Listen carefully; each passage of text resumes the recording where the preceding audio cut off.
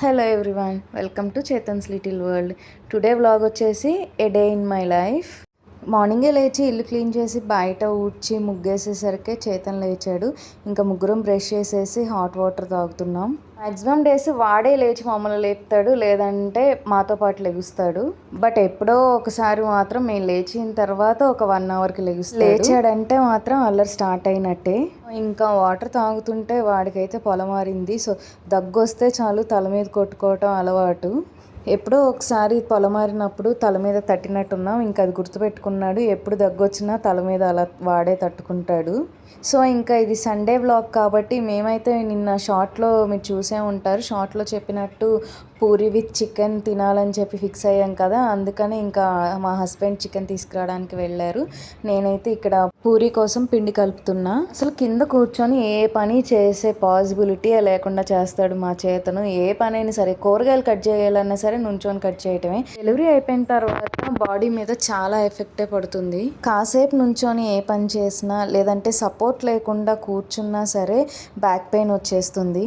అందుకే కింద కూర్చొని కూరగాయలు కట్ చేసుకుందాం అనుకుంటా. బట్ అస్సలు చేయనివ్వడు కింద ఉంటే. చూడండి ఇప్పుడే ఎంత చేస్తున్నాడో.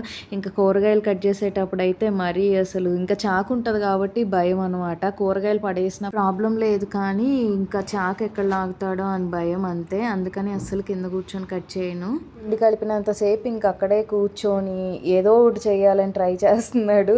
బట్ ఎక్కడ వాటర్ పారబోస్తాడో అని నా టెన్షన్ నాది.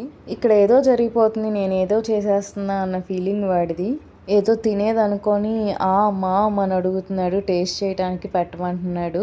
ఇంకా పిండి కలపటం అయిపోయిన తర్వాత మాత్రం కొంచెం పెట్టేసి ఇంకా నేను ఆనియన్స్ కట్ చేసి మిక్సీ పెడదాం అనుకున్నా. ఆనియన్ పేస్ట్ కావాలి కాబట్టి చికెన్లోకి మిక్సీ పడుతుంటే వాడికి ఏదో తెలియని ఎగ్జైట్మెంట్ ఉంటుంది. ఎప్పుడు కుక్కర్కి ఒక్కదానికే భయపడతాడు, మిక్సీ సౌండ్కి ఫుల్ ఎగ్జైట్ అవుతూ ఉంటాడు. ఇంక ఈ లోపు మిక్సీ పడుతుంటే వాళ్ళ నాన్న వచ్చారనమాట బయట నుంచి. సో ఇంకా స్పీడ్గా వెళ్తాడు.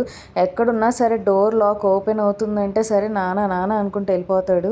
సో ఇంకా మేమైతే ఇక్కడ చికెన్ మ్యారినేట్ చేసి పక్కన పెడదామని చెప్పేసి చికెన్ని కడిగి అందులో ఉప్పు, కారం, పసుపు అండ్ అలాగే అల్లం వెల్లుల్లి పేస్ట్ వేసి మ్యారినేట్ చేసి పక్కన పెట్టాం. ఈ లోపు చేతన్కి బ్రేక్ఫాస్ట్ తినిపిద్దామని చెప్పి ఇడ్లీ తీసుకురమ్మంటే ఇడ్లీ తీసుకొచ్చారు. ఇంకా వాడికైతే ఇడ్లీ పెడుతున్నా. చిన్నప్పుడు అంటే ఇప్పుడు పెద్దోడని కాదు, కొంచెం చిన్న ఏజ్ ఫుడ్ స్టార్ట్ చేసిన టైంలో మంచిగానే తినేవాడు స్పీడ్గా. అసలు ఇప్పుడు ఎంత టైం పడుతుందో. సో ఇంకా మ్యాక్సిమం పొద్దున లెగ్గానే ఆయిల్ పెట్టేస్తా. ఎప్పుడైనా మర్చిపోతూ ఉంటా అప్పుడప్పుడు పనిలో పడి. సో ఈరోజు ఆయిల్ పెట్టడం మర్చిపోయా అని చెప్పేసి ఇంకా టిఫిన్ పెట్టిన తర్వాత వాడికి కొంచెం ఆయిల్ పెట్టేసా తలకి. ఆటలు అల్లరి బాగా ఎక్కువ అవుతున్నాయి అసలు వీడికి. ఇప్పుడు ఆ ఆయిల్ డబ్బా చేతిలో లేకపోతే అసలు ఆయిల్ కూడా రాపించుకోడు అనమాట. వెరైటీ థాట్స్ అన్నీ వాడికే వస్తాయి. ఆయిల్ డబ్బా నోటితో పట్టుకొని లేపాలని, మరి అసలు ఆ థాట్ ఎలా వస్తుందో కూడా తెలీదు. వాడి ఏజ్కి వాడు మళ్ళీ నన్ను ఆట పట్టించడం కూడా. ఒకవేళ ఆయిల్ వేసుకొని చేతిలో వస్తున్నానంటేనే దాక్కుంటాడు, లేకపోతే అసలు దొరకడు, పరిగెత్తుతాడు ఆయిల్ రాపించుకోకూడదు అని చెప్పి. సో ఇంకా వాడికైతే తినిపించేసాం కాబట్టి బ్రేక్ఫాస్ట్ మేము కూడా ప్రిపేర్ చేసుకుందాం. అసలు ముందు చికెన్ ఉండాలి కదా అని చెప్పేసి చికెన్ అయితే స్టార్ట్ చేసాం. మా హస్బెండ్కి చికెన్ అంటే ఇష్టం కాబట్టి ఇంకా చికెన్ ప్రొసీజర్ కూడా ఆయనకి నచ్చినట్టే ఉంటుంది. ఇంకా మ్యారినేషన్లో కూడా పెరుగు వేయమంటారు, కానీ నేనే వేయను. ఫస్ట్ అయితే ఆయిల్ వేసుకొని హీట్ అయిన తర్వాత పచ్చిమిర్చి అండ్ అలాగే ఆనియన్ పేస్ట్ వేసి రోస్ట్ చేయాలి. సో ఇంకా అది కొంచెం వేగిన తర్వాత అల్లం వెల్లుల్లి పేస్ట్ వేసుకోవాలి. ఇంకా ఇలా గోల్డెన్ కలర్కి వచ్చేసిన తర్వాత చికెన్ యాడ్ చేసుకోవాలి.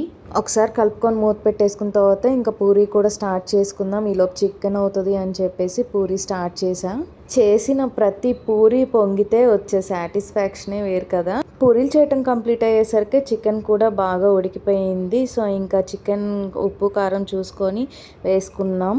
ఇంకా క్లైమాక్స్కి అయితే వచ్చేసింది కదా చికెన్ కర్రీ. సో ఇంకా ఫైనల్గా గరం మసాలా అయితే యాడ్ చేసుకున్నాం. చికెన్ అయితే కంప్లీట్ అయిపోయింది. పూరీలు అయితే వెయిట్ చేస్తున్నాయి. ఇంకా లేట్ చేస్తామా? చూడండి గ్రేవీ అయితే చాలా బాగా వచ్చింది. మీకు కూడా ఇష్టమా పూరీ విత్ చికెన్?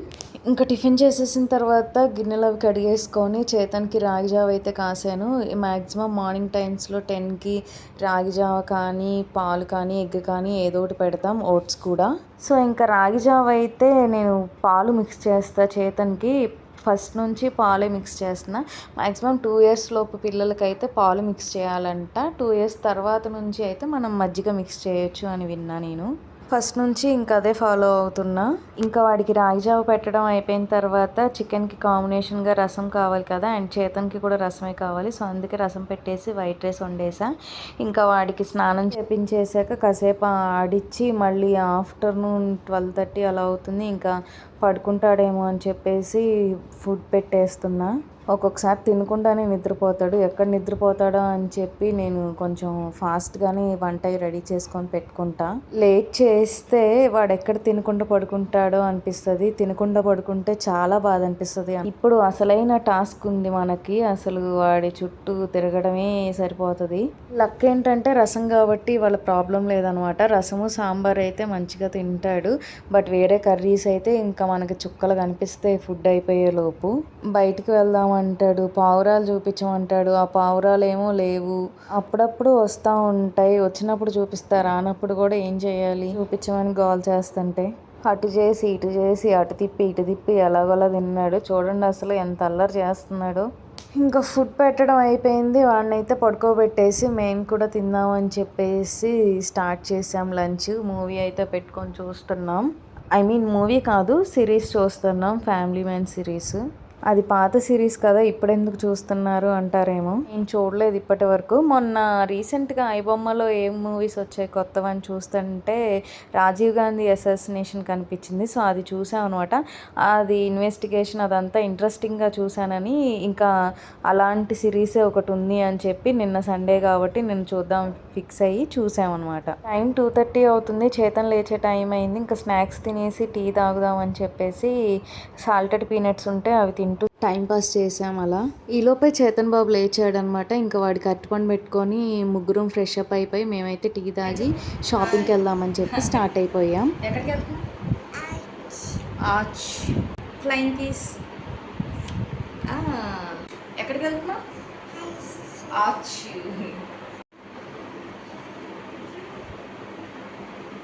ఈ క్రాక్స్ గుర్తున్నాయా, లాస్ట్ టైం మనం లులు మాల్ బ్లాగ్ చేసినప్పుడు చూపించా. సో అప్పుడు వెళ్ళినప్పుడు తీసుకున్నాయి అనమాట.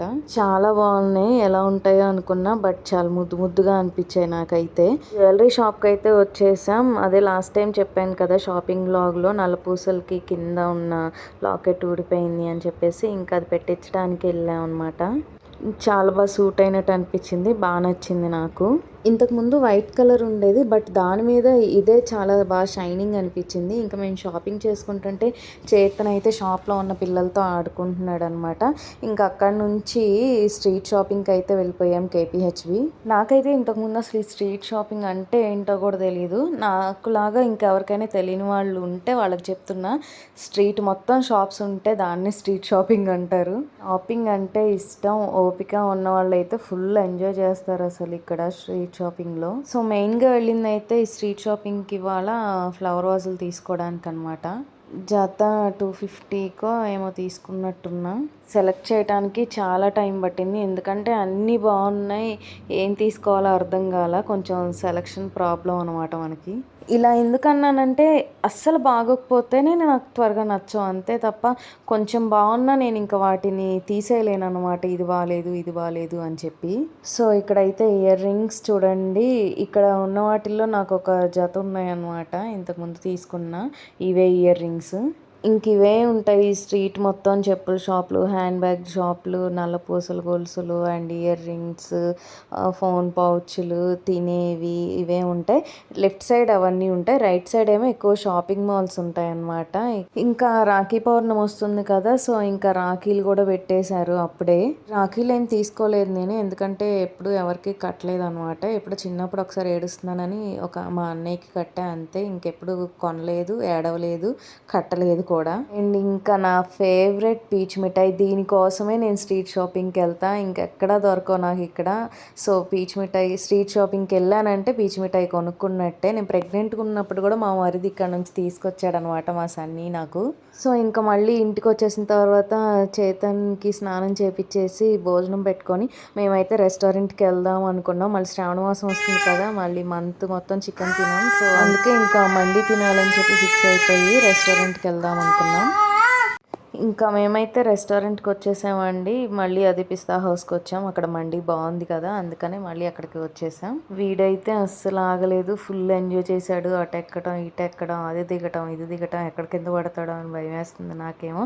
ఇంకా ఫుడ్ వచ్చే లోపు అయితే సూప్ ఇచ్చారు. సూప్ టేస్ట్ చేసిన తర్వాత వీడు కాసేపు ఆడుకున్నాడు. ఈలోపు ఫుడ్ వచ్చేసింది. ఇంకా ఫుడ్ అయితే తినేసేసి వెంటనే రిటర్న్ అయ్యాం. ఎందుకంటే వాడికి మళ్ళీ నిద్ర వచ్చేస్తేమో పాలు తాగిపించాలి అని చెప్పేసి. ఇక్కడైతే మా చేతన్ చూడండి, డైలీ పాలు తాగుదు కానీ రా అనగాని దిండి తీసుకొచ్చుకొని వేసుకుంటాడనమాట. ఎప్పుడో ఒకసారి దిండి తీసుకొచ్చి వేసాం అంతే. ఇంక అప్పటి నుంచి పాల బాటిల్ చూస్తే చాలు దిండి తీసుకొచ్చుకొని వేసుకుంటాడు. ఇదండి మా డే ఇన్ మై లైఫ్.